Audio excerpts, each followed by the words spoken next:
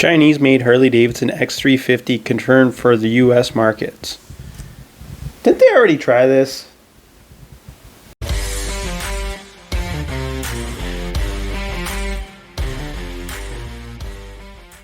mean, that's what I originally thought, right? Because they just actually discontinued the Street, which was, I mean, technically it was made in the US for the North American market, but everywhere else it was made in India for the rest of the world. But that bike never really made sense to me because it wasn't really a Harley Davidson, which is fine because some of the newer bikes aren't Harley Davidsons like the Pan America.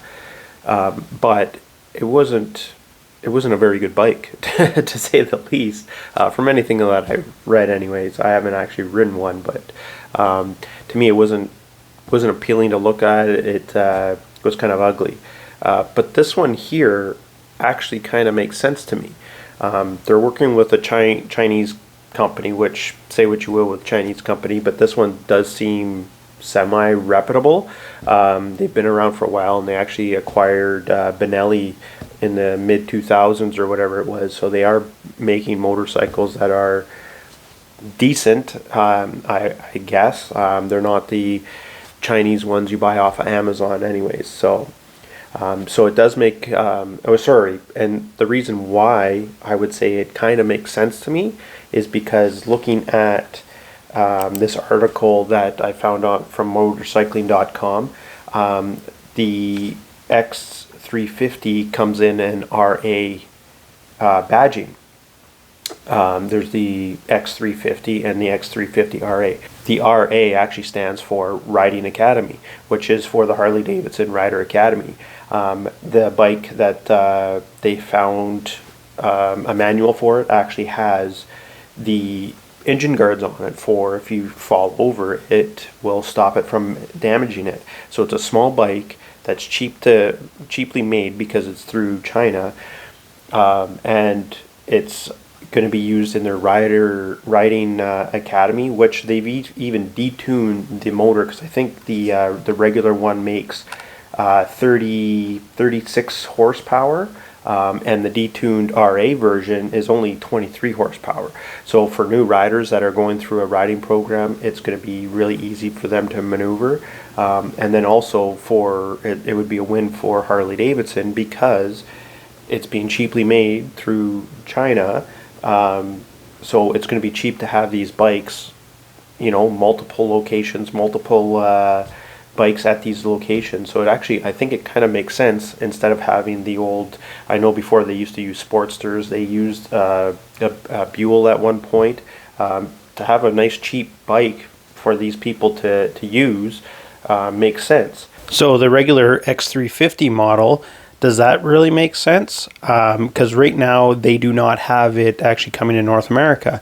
My guess is they want to sell it over in Asia, places like that where you need a small, cheap motorcycle to get around.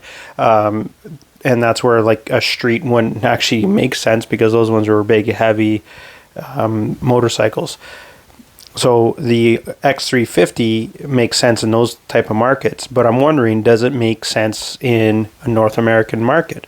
I know a lot of people here don't want an X350, and if you're already a Harley Davidson motorcycle rider, you're not looking into getting a small displacement motorcycle at all. However, like someone like me, where I am a Harley Davidson rider, however, my daughter and my wife are looking to get their licenses, and a small 350 might actually make sense, especially, like I said in a previous video, insurance is just ridiculous for where we live, so having a small displacement Harley Davidson would make sense for us to purchase instead of buying a big Harley Davidson that's going to, one, be hard for them to learn on, as well as we'd get a better rate in insurance.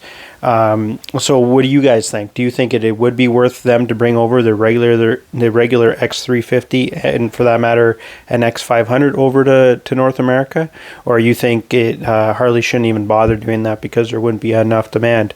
So I want to find out what you guys think. Let me know. I think for myself, I probably would actually look at purchasing it, like I said, for my wife and my daughter. But I know a lot of people would be like, why even bother with a small displacement Harley Davidson, because it'll be too expensive anyways, which maybe I would agree with. But coming from China, maybe the price point would be down there with all these other small motorcycles.